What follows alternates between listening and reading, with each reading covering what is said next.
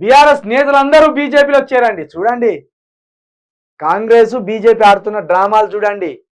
Congress BJP లోపాయకార ఒప్పందాన్ని చూడండి.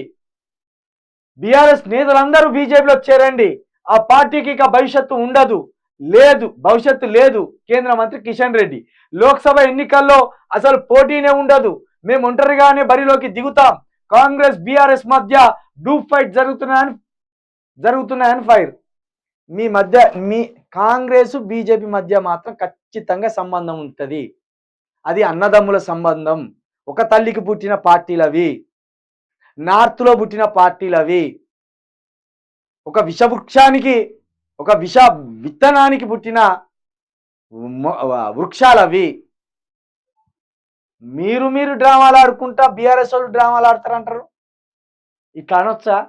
BRS నేతలంతా బీజేపీలో చేరండి అని ఇట్లా అనొచ్చా? ఇట్లా ప్రకటన ఇవ్వచ్చా? ఎంత సిగ్గుమాలిన చర్య ఇది, ఎంత దిక్కుమాలిన ప్రకటన ఇది, ఎంత ఇజ్జత్ లేని ప్రకటన ఇది. అంటే మా దాంట్లోకి వచ్చేయండి మేము కొంటామని చెప్పినట్టే కదా. చూడండి రాజకీయాలు ఎట్లా తయారైనాయి.